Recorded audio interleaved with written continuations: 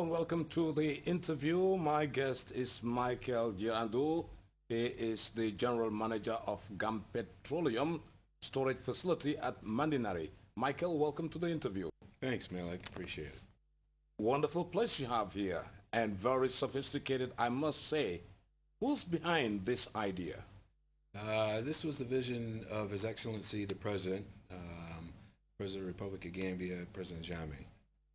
And part of his vision was to be self-sufficient in fuels throughout the country and in readily supply of fuels, and to become an international hub for fuel itself. Michael, I mean, to run this place, one needs to have the expertise. Can you tell me how did you get into the oil business? It happened many years ago. I attended the University of Michigan, and from there I went on to other privatized businesses and retooled them and put them back up on the market and made money. Well, then I got an offer from a major oil company. Actually, now I think they are the fourth or sixth largest oil company in the world, to come on board their staff. And then from there I even went on to more schooling, and the fuel industry is like the medical field. It's constant schooling.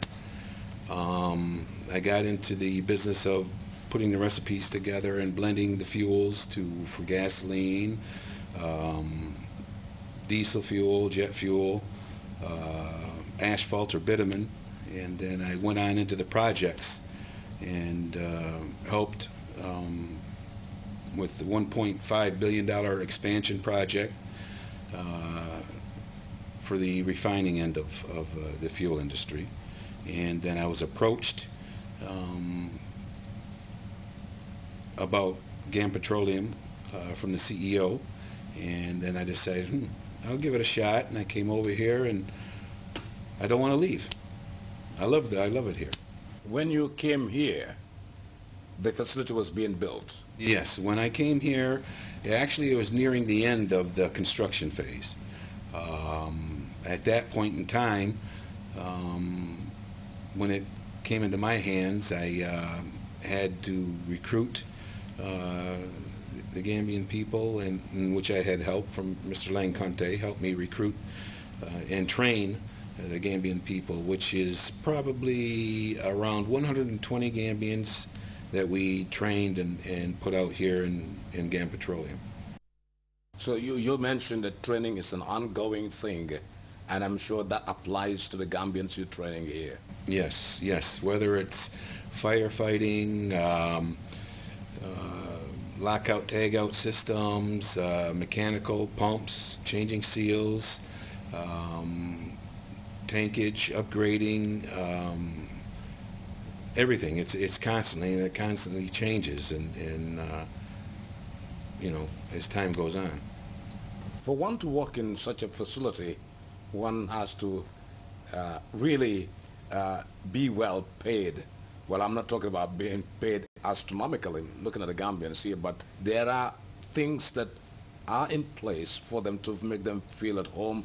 I mean, this is a very, it's like the heart of this country. So the people who work here, I'm sure you do take good care of them. Yes, GAM Petroleum, I'm not too sure about this, but I think it's one of the few companies in the Gambia that the employees here at GAM Petroleum, they get paid time and a half for anything over 8 hours. They get paid double time on holidays. They have health insurance, of course their monthly salary on top, vacation time, holiday time. So it's basically, it runs like an American company. All the benefits involved, especially the fuel industry, you know. And we also try to help with their training to further their education. Mm-hmm. Now, here at this facility, we got the light fuel area, and I'm sure you have about these big containers, these tanks around there. Could you tell us something about the light fuel area? Well, the light fuel area, we had the capacity to store up to 20,000 metric tons of gas oil, 7,500 metric tons of jet fuel, and 7,500 metric tons of jet fuel and kerosene. The jet fuel, that's the one they use for the aeroplanes? Yes, yes. And as far as the heavy fuel side, we had the capacity, we store approximately 15,000 metric tons of heavy fuel. And then we have about 1,000 metric tons storage capacity for LPG, or liquefied petroleum gas. Now, the process here for loading on the trucks, how does it work? How do you load from your containers to the vehicle that travel with them to the respective depots? How is the process like? Well, the process, all the oil marketers have allocations of each individual fuel type. Meaning the Gulfs, BP, and the others. Exactly, yeah. Exactly. And they'll come in with their invoices and go to their loading area respectively, whether it's gas oil or PMS or jet fuel.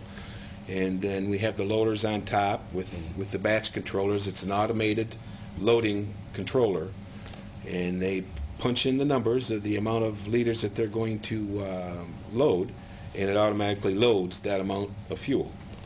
Once that process is done, then the loader lifts the loading arm out, the truck comes back around and sits here on the side where they'll come out with the loading ticket. Everything, the numbers are verified. Then the trucks are then sealed. The tickets are signed off by myself, and at that point in time, once everything's okay, then they're off to their respected fuel facilities. Liquefied petroleum gas has always been a big problem for the Gambia, and we used to import this from neighboring Senegal, but gone are those days now. Now we have gas in abundance here at the Gam Petroleum Depot. Can you throw some light on that? Yes, this is true. It's the first time, it's first in the history of the Gambia. You're right. And at this point in time, now the Gambia is self-sufficient as far as the LPG or the gas. We load via bulk or truck, and we bottle them ourselves on the site.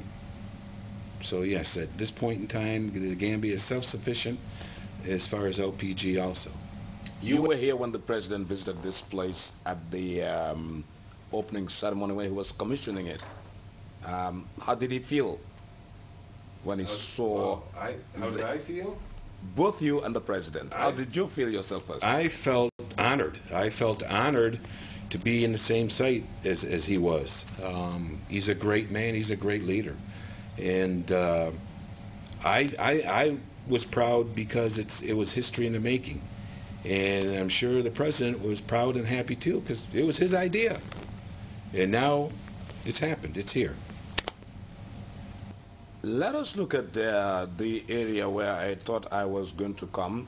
How regular do you have supply of liquefied petroleum gas, heavy fuel, light fuel? How regular is the supply? Our maximum capacity maximum capacity for fuel is approximately 6 months. As far as ships coming in and offloading fuels, we probably once a month we got a ship, once every 2 months a ship of various types of fuel, whether it's jet fuel, heavy fuel, gas oil, PMS, or LPG.